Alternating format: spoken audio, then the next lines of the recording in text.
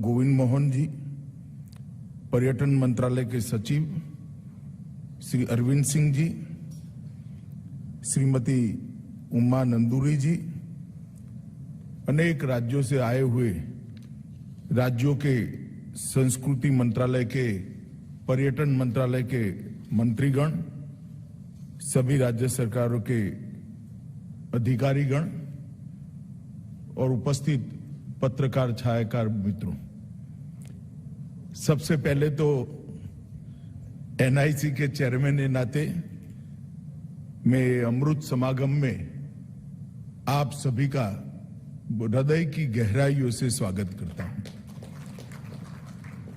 मित्रों, आजादी का अमृत महोत्सव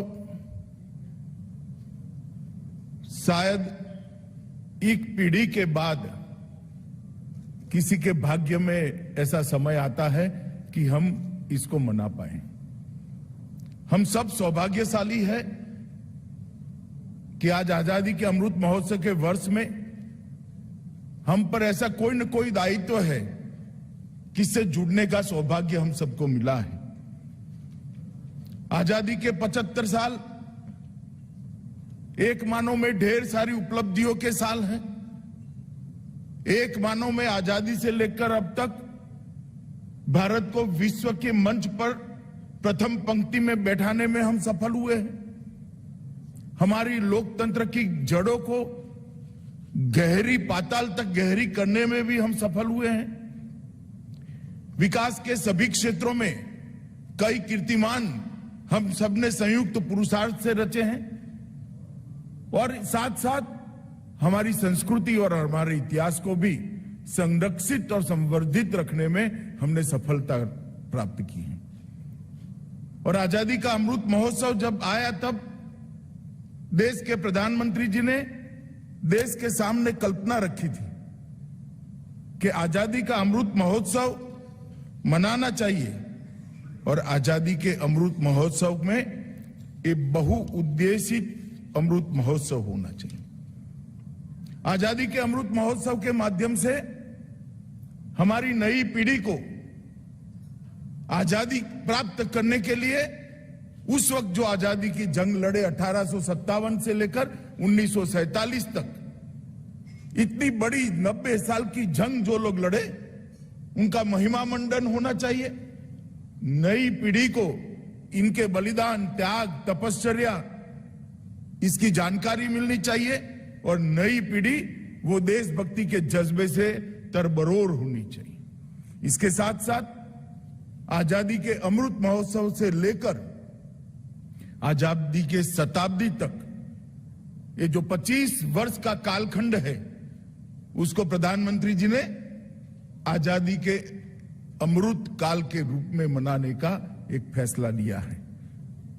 और ये 25 साल भारत को सर्वोच्च स्थान पर बिठाने के लिए 130 करोड़ की जनता का सामूहिक प्रयास कैसे हो और इसका परिणाम कैसे आए है, इस दिशा में सब एक दिशा में प्रयास करें। इसके लिए उन्होंने ये 25 साल के वर्ष को, कालखंड को अमृत काल के रूप में कहा है। इसके साथ ही आजादी के अमृत महोत्सव के वर्ष को उन्होंने संकल्प वर्ष के रूप में भी मनाने का निर्णय किया है और हम सबका आह्वान किया है, पूरी देश की जनता का आह्वान किया है कि आजादी के अमृत महोत्सव के वर्ष में हम व्यक्तिगत रूप से भी कोई न कोई संकल्प ले जो भारत को आगे बढ़ाए। हम सरकार की छोटी सी छोटी इकाई ग्राम पंचायत से लेकर देश की पार्लियामेंट तक हर संस्था एक संकल्प ले जो भारत को आगे बढ़ाए। सरकार के हर विभाग अपने लक्ष्य तय करे, संकल्प ले और जो देश को आगे बढ़ाए। मित्रों, ये संकल्प लेने का वर्ष है और ये 25 साल का अमृतकाल संकल्प को सिद्ध करने का समय है। और जब आजादी की शताब्दी होगी तब ये करोड़ों संकल्पों का संपुट देश को महान बनाएगा। 12 मार्च 2021 को प्रधानमंत्री जी ने आजादी के अमृत महोत्सव की शुरुआत भारत की आजादी की काशी गांधी आश्रम से शुरू करा और उसके बाद अनेक कार्यक्रम हुए। संस्कृति सचिव जी ने इसका डिटेल ब्यौरा दिया है, मैं इसकी डिटेल में जाना नहीं चाहता। 25,000 से ज्यादा कार्यक्रमों के माध्यम से देश के हर कोने में, हर जिले में, हर तहसील में, हर सरकार इन्वॉल्व हो, इस प्रकार से कार्यक्रम हुए हैं। परंतु हमने ये स्वीकार करना पड़ेगा कि अभी भी कुछ छूट गया है। कठिन समय आया है बीच में, कोरोना का कालखंड, इसकी दूसरी लहर, तीसरी लहर, ये सभी इसी कालखंड में है। इसके कारण कार्यक्रमों को हाइब्रिड मोड में करना पड़ा, ऑनलाइन भी करना पड़ा और जनता की भागीदारी जितनी मात्रा में होनी चाहिए इतनी नहीं हुई। मगर अब जब देश कोरोना के कालखंड से बाहर निकल रहा है, कोरोना की गिरफ्त से बाहर निकल रहा है, उस वक्त बाकी का बचा हुआ समय जन भागीदारी के साथ आजादी का अमृत महोत्सव हम मनाएं, इसके लिए ये सम्मेलन आज आहूत किया है। 2 दिन की संगोष्ठी के अंदर हमने ये तय करना है कि हर गांव की हिस्सेदारी कैसे आजादी के अमृत महोत्सव में हो, हर तहसील की हिस्सेदारी कैसे आजादी के अमृत महोत्सव के अंदर हो, हर जिले और हर प्रदेश की हिस्सेदारी कैसे आजादी के अमृत महोत्सव में हो।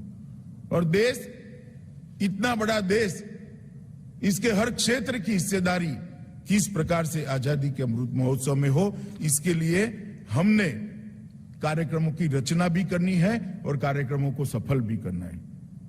आजादी के अमृत महोत्सव को 5 लिंब में मनाने के लिए कल्पना रखी गई है। Freedom struggle, idea at 75, achievements at 75, action at 75 and resolve at 75। ये 5 लिंब के अंदर हमारे आने वाले समय का हमें प्लानिंग करना चाहिए। और मैं सभी राज्यों के मंत्री महोदयों को आग्रह करना चाहता हूं, सभी राज्य के सचिवों को भी आग्रह करना चाहता हूं, राज्यों की हिस्सेदारी, हर गांव की हिस्सेदारी कैसे बढ़े, ये हम सुनिश्चित करें। क्योंकि इसमें जितने लोग और विशेषकर युवा सम्मिलित हो गए, वो शताब्दी के वर्ष में आज देश को विश्व के सर्वोच्च स्थान पर बिठाने के लिए उनकी ऊर्जा ही काम आएगी। जितने लोग सम्मिलित होंगे वो अपने आप संकल्प की सिद्धि की 25 साल की यात्रा के सहयात्री बन जाएंगे और देश को अचीवमेंट की ओर ले जाएंगे। हमें मालूम नहीं है, जैसे किशन भाई ने कहा, 25 साल के बाद देश का प्रधानमंत्री कौन होगा, किस पार्टी की सरकार होगी, जिसकी भी होगी, मगर देश तो होगा। देश आगे बढ़ना चाहिए। इस बड़ी कल्पना के साथ देश के प्रधानमंत्री जी ने इस संकल्प यात्रा का विचार किया है और मैं मानता हूं कि संकल्प यात्रा को हम सब ने इरिस्पेक्टिव ऑफ पार्टी पॉलिटिक्स सफल बनाना चाहिए। मित्रों, आजादी का इतना बड़ा संघर्ष, अनेक विध प्रकारों से संघर्ष, कहीं सशस्त्र संग्राम हुए, कहीं गांधी जी के नेतृत्व में असहयोग का आंदोलन हुआ, हिंसक आंदोलन हुआ, कई लोगों ने साहित्य के माध्यम से आजादी की लड़ाई लड़ी, कई लोगों ने अनेक प्रकार से असहयोग करते हुए आजादी की लड़ाई लड़ी, कई लोगों ने अंग्रेजी शिक्षा का बहिष्कार करते हुए आजादी की लड़ाई, अनेक विविध तरीकों से अंग्रेजों के खिलाफ आजादी की लड़ाई लड़ी गई। और 1857 से 1947 का यह संघर्ष आज की पीढ़ी के मन में फिर से एक बार जागरूक करना है। इसको सिर्फ इतिहास, इसकी जानकारी उनको नहीं दे सकता। अनेक घटनाएं, अनेक वीर नायक, अनेक विस्मृत नायक, उनका चरित्र उनके मानस पटल पर जीवित करना पड़ेगा, तब जाकर वो अपने आप को आजादी के संघर्ष के साथ जुड़ेगा। और एक बच्चा अगर आज आजादी के संघर्ष के साथ अपने आप को जोड़ देता है तो पूरे दिन, पूरे जीवन वो भारत के विकास को समर्पित रहेगा। इसमें आप कोई संशय मत रखिए। भारत की नई पीढ़ी को, हमारी आने वाली पीढ़ी को आजादी के साथ, देश के साथ जोड़ने का ये स्वर्णिम अवसर है। इसलिए एक नई पीढ़ी के मन में देशभक्ति का जज्बा जगाना और वो जज्बे के आधार पर पूरा जीवन देश के लिए काम करता रहे, इस प्रकार की एक नई पीढ़ी का सर्जन करना, इसका एक बहुत बड़ा मौका है। इसीलिए व्यापक जन भागीदारी के साथ आजादी का अमृत महोत्सव मनाया जाए। इसका आग्रह देश के प्रधानमंत्री जी ने हम सबके सामने रखा है। राष्ट्रगान का कार्यक्रम हो, रंगोली बनाने का कार्यक्रम हो, स्वतंत्रता संग्राम के विस्मृत वीरों पर शोध और संकलन का कार्यक्रम हो, मेरा गांव मेरी धरोहर वो कार्यक्रम हो, इसके तहत में राज्यों पर ये चारों कार्यक्रम जो हुए हैं कुछ तो समाप्त हो गए, मगर मेरा गांव मेरी धरोहर एक ऐसा कार्यक्रम है कि देश के 6.5 लाख इसके साथ वर्चुअल संग्रहालय सर्जित करने का जो हमारा कार्यक्रम है, इसके साथ जिलों को जोड़ना पड़ेगा, तब जाकर हम काम कर पाएंगे। मित्रों, कई सारे कार्यक्रम ऐसे हुए हैं। प्रधानमंत्री जी को पोस्ट कार्ड लिखे गए, स्वतंत्रता स्वर जिसमें ब्रिटिश द्वारा प्रतिबंधित कविताओं का संकलन हुआ, धारा एक कार्यक्रम, हमारे पौराणिक ज्ञान से जुड़े हुए जितने भी अचीवमेंट है इसको आज तक इसके धारा प्रवाह के साथ रखने का एक कार्यक्रम हुआ है। वंदे भारत नृत्य उत्सव हुआ, 1857 की प्रथम स्वतंत्रता संग्राम के स्मरण का कार्यक्रम हुआ, स्वच्छाग्रह का भी कार्यक्रम हुआ। ये सारे कार्यक्रमों ने एक प्रकार से चेतना तो जागृत की है, परंतु आज से लेकर कार्यक्रम की समाप्ति तक हमने जन जागृति और जनता का भागीदारी दोनों को बढ़ाने के लिए हमने आगे काम करना पड़ेगा। एक वर्ष में कुल मिलाकर 25,000 कार्यक्रम किए हैं, मगर राज्यों के द्वारा और केंद्र शासित प्रदेशों में 7200 कार्यक्रम हुए। ये संख्या बढ़ानी पड़ेगी और इसके लिए आज आपको यहां निमंत्रण देकर बुलाया गया है और होल ऑफ गवर्नमेंट के दृष्टिकोण से आजादी के अमृत महोत्सव को हमने सफल करना पड़ेगा। मित्रों, आने वाले दिनों में हर घर झंडा, अंतर्राष्ट्रीय योग दिवस, डिजिटल जिला रिपोजिटरी, स्वतंत्र स्वर और मेरा गांव मेरी धरोहर, ये सारे कार्यक्रम जन भागीदारी को सुनिश्चित करने वाले हैं। हर घर झंडा का जो कार्यक्रम है वो राज्य सरकारों के सहभागिता के बगैर सफल नहीं हो सकते। नीचे तक पंचायत, म्यूनिसिपालिटी, म्यूनिसिपल कॉरपोरेशन, जिला पंचायत, तहसील पंचायत के इन्वॉल्वमेंट के बगैर हर घर झंडा का कार्यक्रम सफल नहीं हो सकता। हर स्कूल की हिस्सेदारी के बगैर ये सफल नहीं हो सकता। हमने इसको आगे बढ़ाना पड़ेगा और मैं आप सबसे अनुरोध करता हूं कि हर घर झंडा, अंतर्राष्ट्रीय योग दिन, डिजिटल जिला रिपोजिटरी, स्वतंत्र स्वर और मेरा गांव मेरी धरोहर, ये सभी कार्यक्रमों की जानकारी लेकर अपने अपने राज्य में वो सफल हो, इसके लिए हम आगे बढ़े।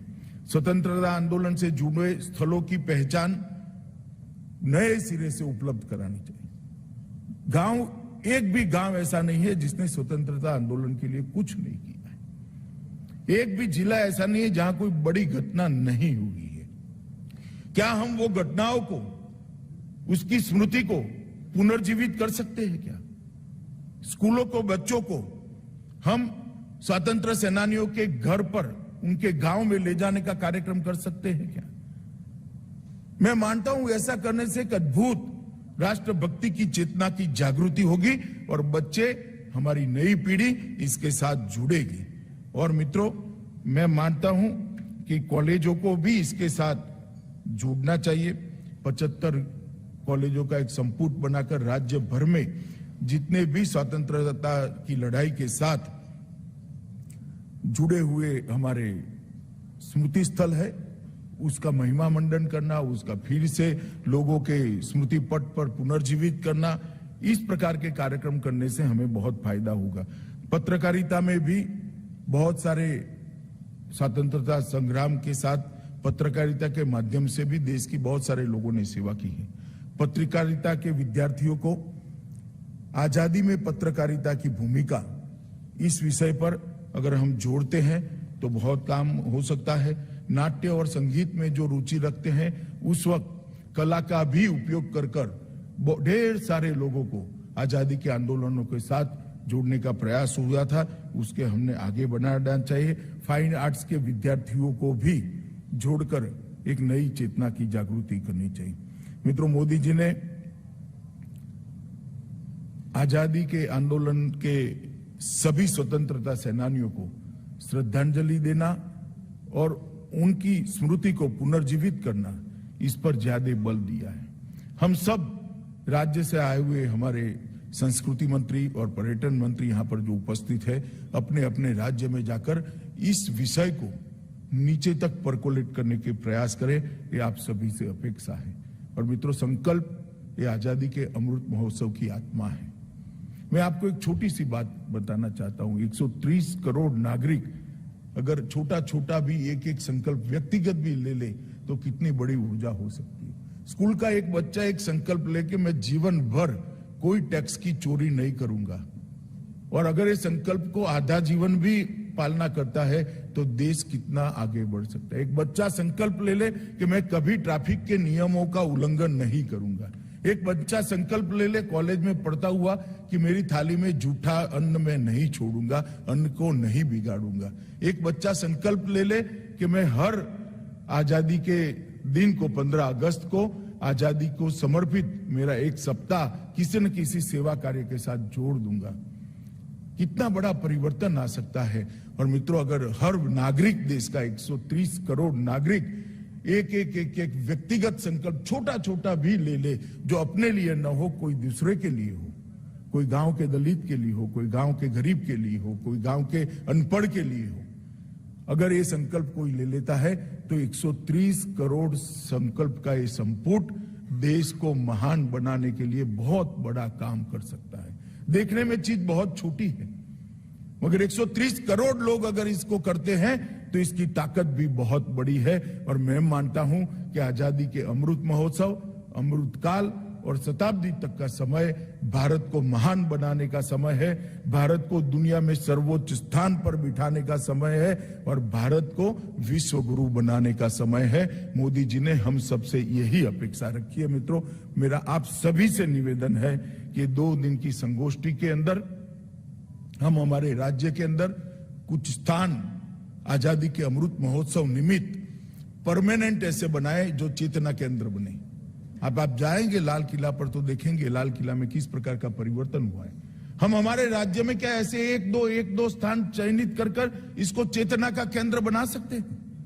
कुछ ऐसे संकल्प प्रसारित करें जो अनेक लोगों को प्रेरणा दे कि मैं पढ़ लिख गया हूं, मैं एक प्रौढ़ अनपढ़ को पढ़ाऊंगा।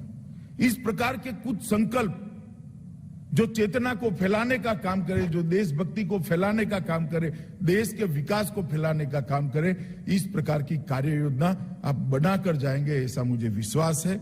आज भारत सरकार के निमंत्रण पर आप सभी लोग यहाँ आए हैं। मैं फिर से एक बार आप सबसे करबद्ध निवेदन करना चाहूंगा कि नरेंद्र मोदी जी ने आजादी के अमृत महोत्सव से लेकर आजादी की शताब्दी तक का ये अमृत काल, जो संकल्प सिद्धि का काल, हम सब के साथ अपेक्षा रखा है। और मैं मानता हूं कि हम सब का भी दायित्व है कि भारत को महान बनाने की यात्रा में हम सब जुड़ जाए।